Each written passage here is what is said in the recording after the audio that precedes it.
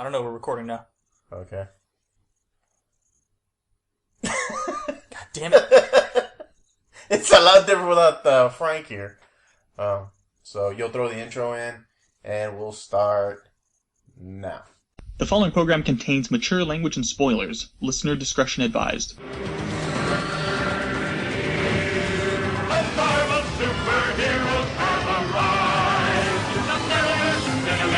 Fantastic Four. Spider-Man. Iron Man. Spider-Woman.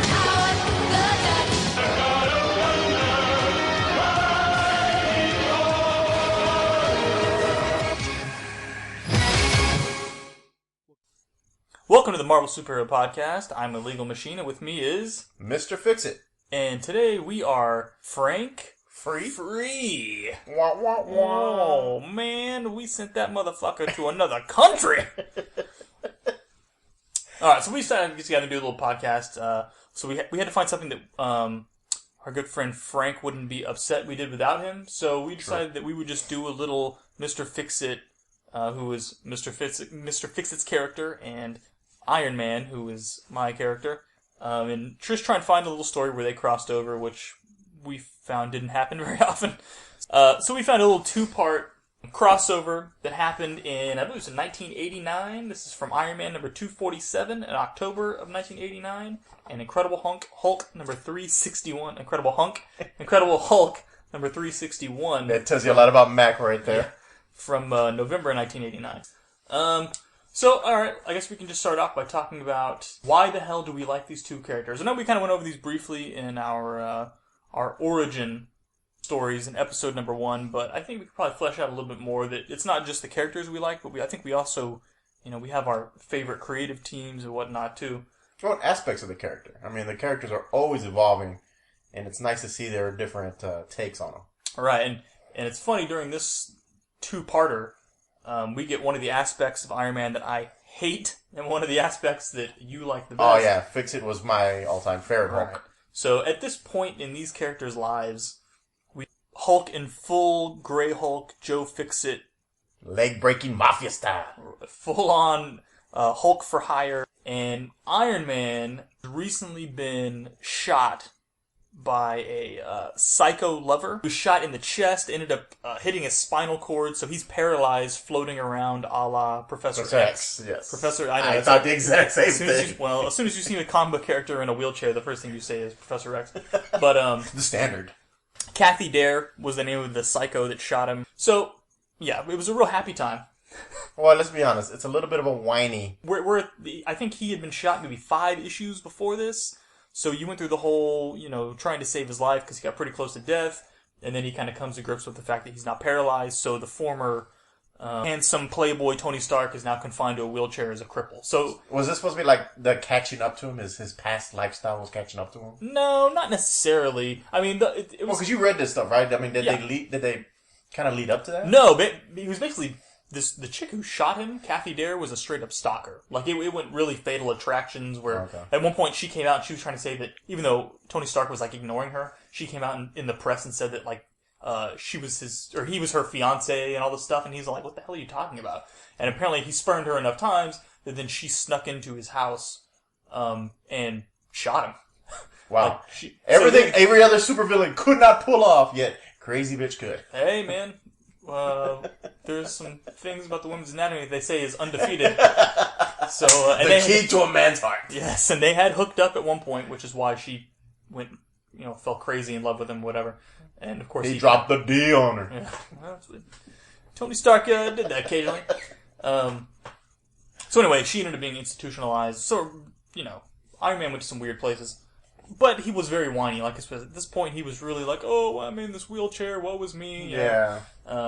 Definitely that Iron Man issue.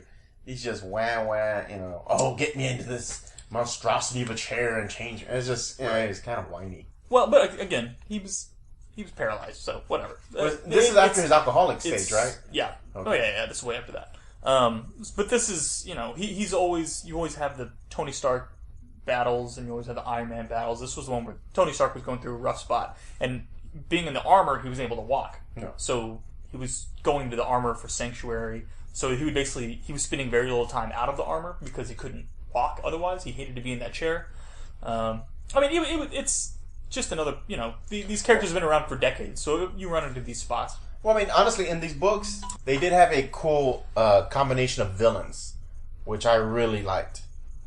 They definitely brought out villains that I felt that Tony Stark would be fighting on a regular basis. Yeah. So, the other interesting thing about these two issues, before we get into the plot and what we actually felt about the story, that I thought was interesting, was that these are really two of the classic creative teams to work on these two books. So, for instance, the Iron Man issue has Dave Michelinie and Bob Layton, who are basically the fathers of all good Iron Man stories. They did the Demon in the Bottle stuff.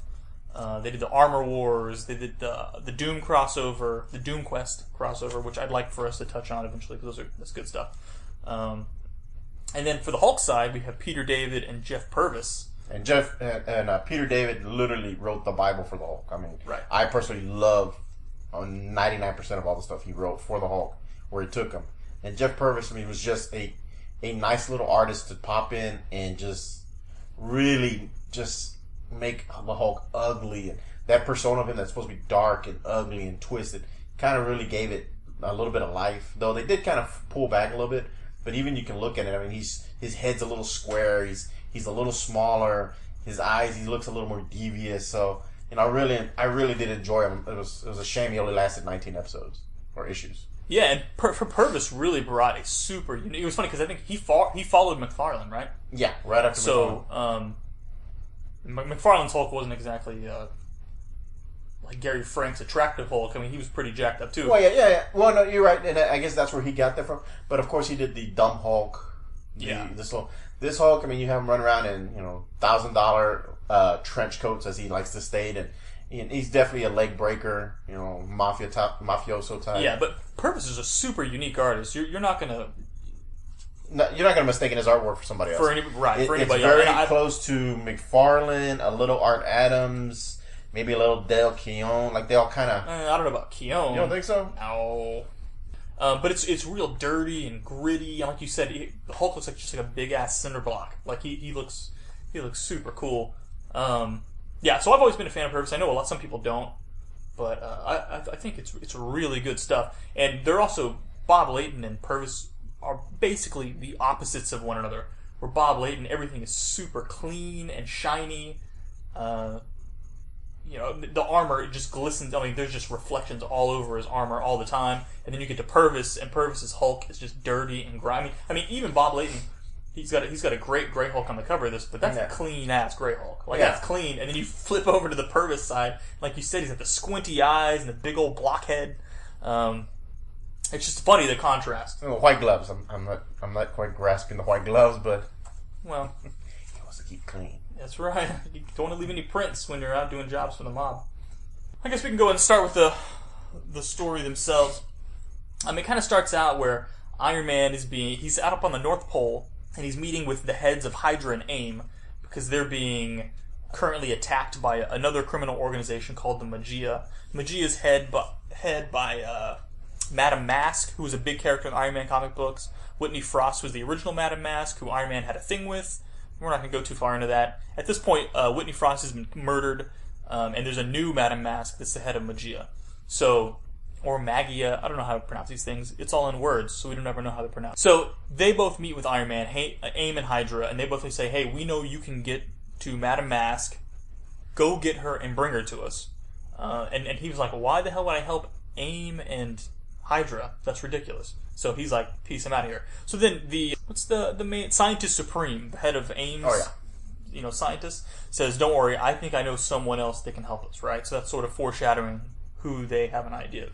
At this point, they call in Mr. Fixit, and Mr. Fixit says, alright, so what's the deal? And they're like, we want you to go capture Madame Mask, and what we're going to do is we're going to basically wipe her memory so that she forgets why she's going to town on AIM and Hydra. So basically, AIM and Hydra, they're normally enemies. They used to be the same organization. They split. Mm-hmm. And so the whole thing is, why are these two guys trying to work together? And they're trying to work together because Magia is trying to destroy them both. So they're like, all right, let's call a little truce and figure out what the hell's going on. So they figure out the best way to get Magia to stop coming after both of them is to just wipe Madame Mask's memory. And since she's the head, she'll stop them coming after him. So Joe Fixit's basically like, okay, whatever, don't care. Just, you're gonna give me cash or not? And Yeah, like, pretty much, yeah. Okay, yeah, you're gonna get boatloads of cash, just go cash. He gets out there, he crashes into her, this is out in Las Vegas, he crashes her warehouse, literally at one point, Bitch slaps her, like, backhands her, grabs her and flies off. Jumps through the roof, they hop, and I guess she's got a microchip on her mask. Where they can track her, yeah. So they can track her. Just, so, not your grandfather's Hulk. Hulk usually would not bitch slap like this. Wouldn't just straight up smack a hoe. And he does, it's not even 5. He isn't trying like, hey, let me subdue her first. She starts talking to him and he just like smacks her and knocks her out. Drops a little baby powder on his hand and just goes to town. So, which again is probably why he's wearing the glove. So, what do you call it? So Iron Man shows up to the warehouse shortly afterwards. The reason why Iron Man had showed up to the warehouse where Madame Mask was right before Hulk took her was that Iron Man wanted to go after Madame Mask, not for Hulk and AIM, but because he's trying to get to the bottom of who killed Whitney Frost, the original Madame Mask. That's his motivation for going after Mask. And he's like, hey, where's Madame Mask at? And they're like, she just got took, bro. But they're like, so he's like, well, how do I find her? So that's where they reveal that she's got a microchip in her mask that they can tag and follow. So he just follows the Magia trucks going to find her. So as soon as he gets there... Well, he goes after her. They have her tied into the chair, or the table, that's going to drain her memory. They basically they give the Hulk the money and it's like, beat it. And she had some kind of robots called Dreadnoughts, I believe. Yeah, Dreadnoughts were Magia's and Madame Mask's sort of protectors. They're awesome looking robots. Yeah. They don't get a lot of play in the Marvel Universe outside Iron Man's books, but they have like diamond-coated spikes all over their bodies and stuff. They look really, really awesome. Well, apparently a truck drops off like a dozen of them. Right, well, that's what was in the trucks Yeah. that Tony Stark, or Iron Man was flying following. after. The doors open up and all those Dreadnoughts come out to go after and get her. And then, of course, you get the Joe Fixit art critique of a sculpture in the hallway as he goes, looks like a 6-year-old made it. And then it punches the shit out of her. Because he's like, hey, it looks like it's moving, and then it hits him in the face. So then that's how we drag the Hulk in. Hulk gets to trash a bunch of Dreadnoughts as Iron Man shows up, and he gets, jumps in there, he's like, wait, Hulk, hold on, and then Hulk doesn't give a shit. Hulk doesn't care, and literally smashes these things to pieces. He's like, never mind. I think he says that at one point. Yeah, he's like, never mind. Iron Man jumps in, frees Madame Mask, who, of course, before he can question her, like, sort of stuns him for a second, and then she's beats it out the door, she's gone. Hulk, standing there with his huge ransom that he got, gets zapped by a Dreadnought, destroys his trench coat, which I believe he says cost about a G or something like that. Spent about $1,000 on it. So he blew up his trench coat and then also vaporized the money he just got. So he gets pissed off, smashes that dude. At which point you'll see the Hulk walking, and he commits a robbery as he smashes a window to steal a coat and gently fade into the dark. And Tony, I guess that's when Tony consults the FBI. Right. So then the FBI, which Iron Man had sort of, and Tony Stark had sort of foreshadowed earlier, that it seemed like the FBI had been working with the Magia, and you weren't really sure why. So this computer screen comes on, and it's one of the heads of the FBI standing there with Madame Mask, and he's like, what the hell's going on? Why do you guys keep helping them? And he reveals, well, hey, we decided if there's 3 bad crime organizations that we're having to fight, it's a lot easier to just partner with one that can eliminate the other 2, and then we've only got the Magia to worry about. Which sounds actually fairly reasonable. Right, as long as we, keep a blind eye to some other crime. Right, exactly. In which Iron Man's like, oh, that's cool, man. Hey, that's cool. But guess what? I just recorded this whole conversation. You just got Linda tripped. So you just got Linda tripped. That's pretty good. But yeah, he's straight up Linda tripped. The blue dress and all, baby. And so the next little sequence of panels is just sort of wrapping up that.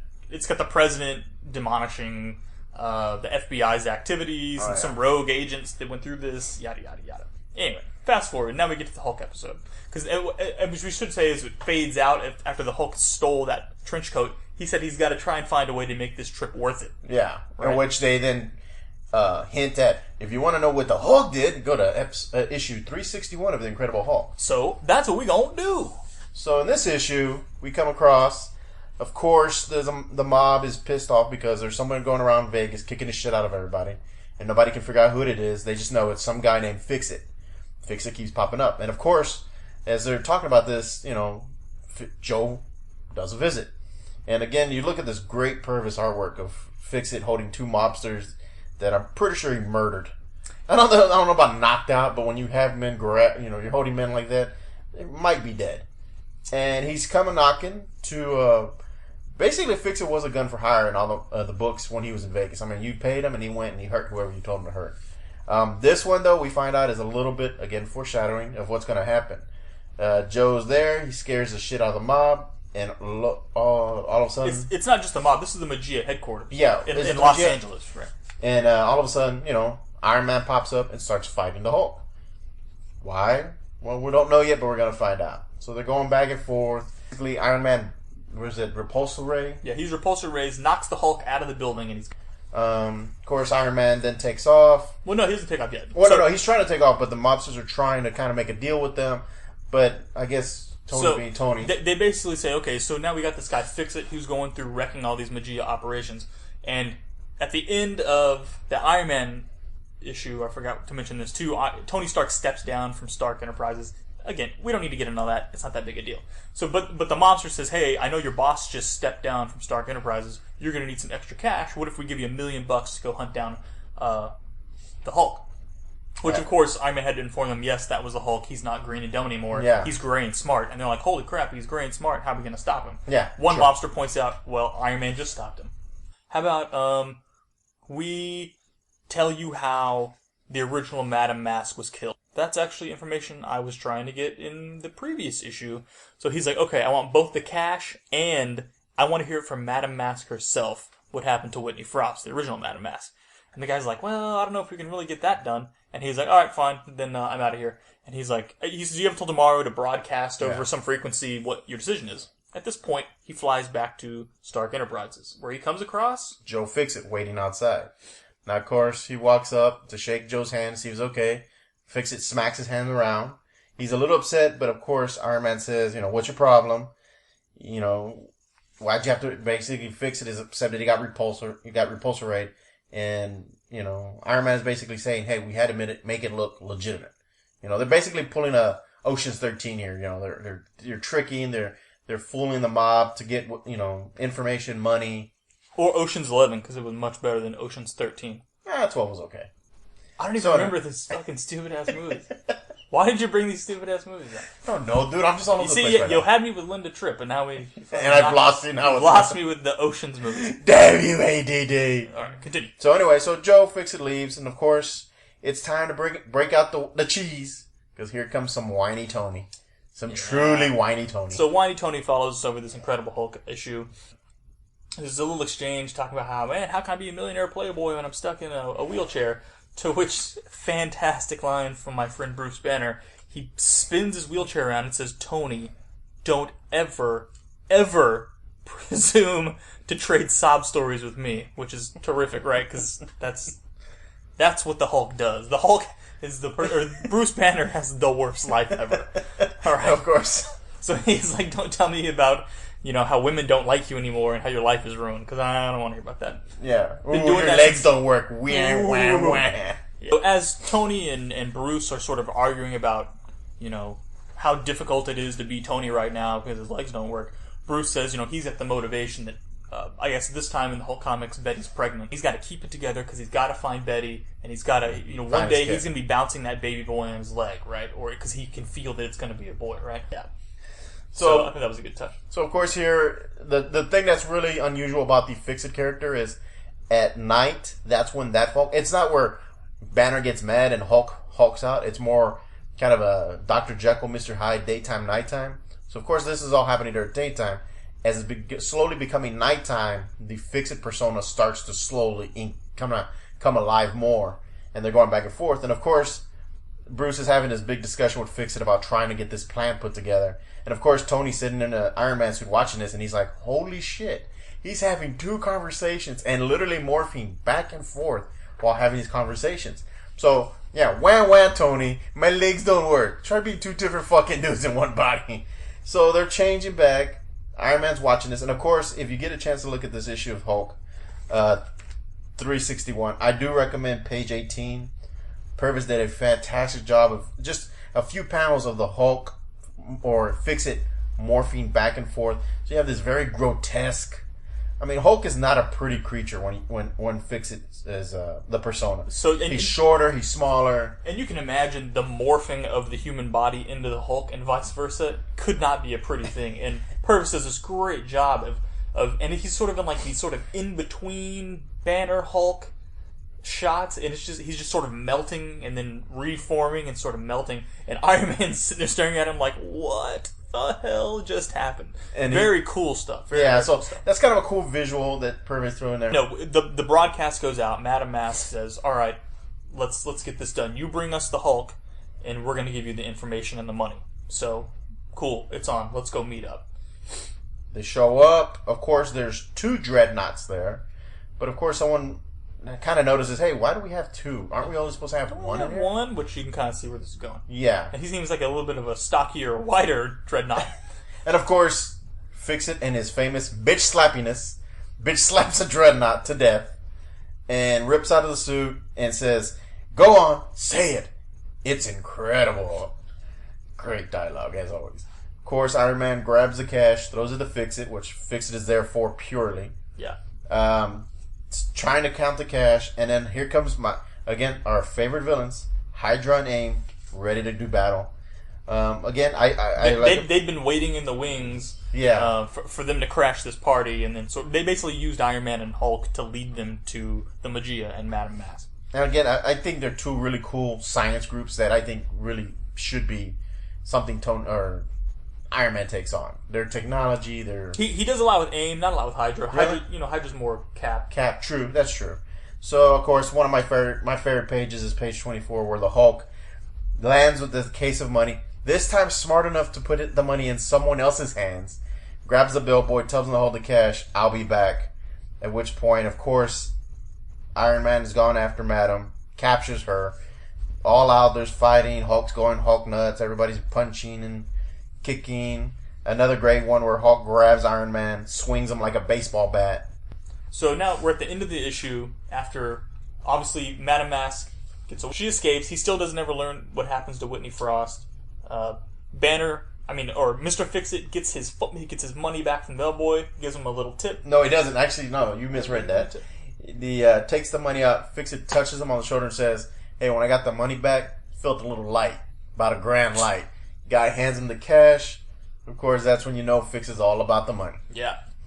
And that's pretty much that ends it. Of course, we have one more little wrap-up scene with Bruce talking to Tony, so he says, I'll keep calling in to see if you found Betty. I really appreciate it, Tony. It means a lot. And you see Tony looking at a computer screen, and it says, St. Vincent's Hospital patient record, Elizabeth Banner, released May 5th after miscarriage, no forwarding address. So Tony Stark says, believe me, Bruce, I know how important your wife and child's welfare are. To you, I won't let you down. Goodbye, Bruce. And he's got like this, terrible look on his face, knowing that, man, this dude, I do need to shut up about my legs not working, because Bruce Banner has the worst life ever, period. And that is a brutal way to end this 2-part. But I thought it was okay, so was it a great story? No, it wasn't a great story. Did it kind of show a lot about the 2 characters? I think it did. I don't think either character was really out of their, at least I should say, Iron Man wasn't out of his sort of normal personality. Tony Stark was being whiny. As long as we just forget Tony in these books, I think that the characters are both portrayed pretty accurately. Fixit's going after cash, busting people up. Tony's whining because he can't walk. Again, we're going to forget Tony's whining. I wouldn't say they're filler issues, because they do have the full-fledged... Although Iron Man was inked by, Tim DeZahn, who I don't know. This is where we need Frank in here. Yeah. Because he would be like, Tim DeZahn. He was born in Felicia, Wisconsin in 1957. And we don't have that now. It was the Syrian section. He was actually born with a tail. His twin was attached to him as he came out. The doctor who delivered Tim DeZahn was... But anyway, so he's not here to give us that kind of detail. But normally Bob Layton is at best when he inks himself, or he's inking someone else. Whoever this Tim DeZahn is, dude... kind of jacked up this issue a bit. But Pervis and Pervis is on point in that issue. And in fact, his Iron Man, that I would not expect to be good because he's such a grungy artist, is actually really good. He took some liberties with the armor. This was not uncommon, folks, for an Iron Man fan to see Iron Man guest appear in somebody else's book and the armor be completely wrong. This happens all the time. I don't know why an artist can't just open an issue that they could get for free from Marvel to see what the armor is supposed to look like. But again, this happens all the freaking time. Interpretation art. No, you don't interpret armor. Especially when it's part of a two-parter and the character... Does he have a cod piece? I'm not sure. The character looks different from one issue to the other. But does he have like 1,000 Iron Man suits? He does, but come on, man. Come on, man. I'm just saying, doesn't he have like 1,000 of these suits? Come on, man. Oh, hold on. Let's do a scale here. All right, Matt, 1 to 10. I'd say this is probably a combined art and writing. Yeah. I'd say a 6. I would fully agree with you on that. So I'd say a 5 for the story and a 7 for the art. Ooh, much kinder. I would go more 4 for the story. 8 for the art? 8, yeah. I mean, average it out to a 6. Okay, so let's do 4 for the story. No, okay. 4 for the story, 8 for the art. Because I mean, the story was a little wonky at parts. I mean, we didn't pick these issues because there's some, great significance in their right, universe. Yeah. We just picked them because I think this might be one of the only times I've ever seen Grey Hulk and Iron Man share the spotlight together. This may be it. And I mean, this was a good pick. 2 different books, 2 different characters intertwining. A nice touch, right? Unlike some of the Annihilation stuff we're reading where they give no real background, these issues, they do a pretty good job of kind of touching on stuff you need to know. Like, they sort of explain to you that the Green Hulk's gone, Grey Hulk's here. You don't really need to know much more than that. Yeah. And Iron Man gets to watch him morphing back and forth, which to the people, the Iron Man readers who would buy the Hulk issue would be like, what the hell's going on? But they sort of explain that real quick. That's what's going on. He's morphing between Hulk and Bruce Banner. And I did get from that one panel, literally, like I said, I didn't know anything about, Iron Man's your guy. And in that one panel, I understood that he got shot, he's wounded, literally paralyzed, and a lot of shit's going downhill for him. Yeah, and then there is a little snippet where they're talking to a lawyer about what's going to happen to Kathy Dare, since she's the one that shot him, and how it's going to court. So you can kind of understand, oh crap, he's got some stuff going on in this book.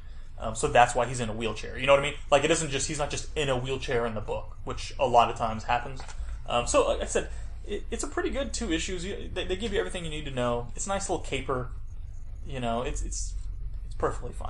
There was no resolution. This was like you said. This is a filler. They are filler issues. They literally came together and they're sending you back to your books.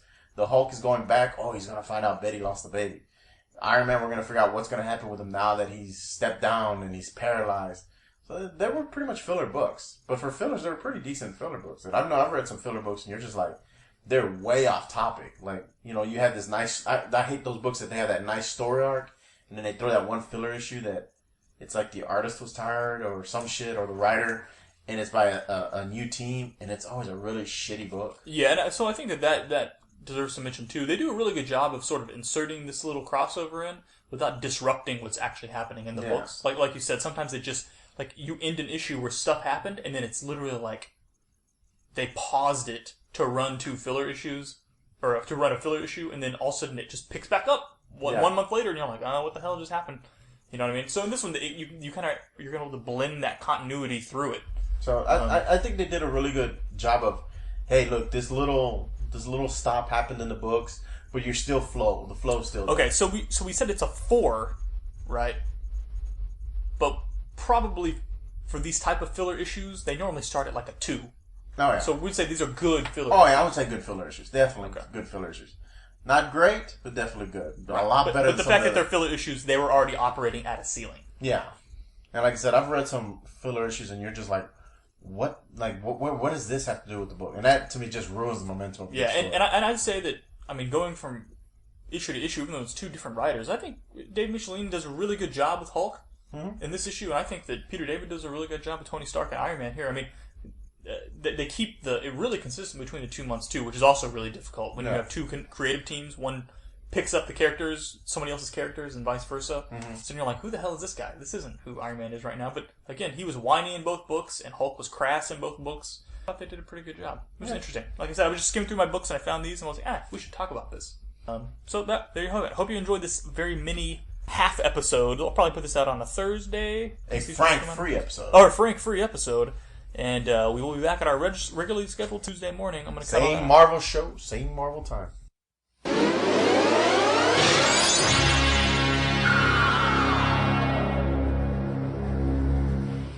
Okay, Mr. Rolled Spine listener, can you please show me where the Kazar touched you? Show me on the brain where Kazar touched you. Inappropriately. That was just a good one. I don't know how to end this fucking podcast. I said right there.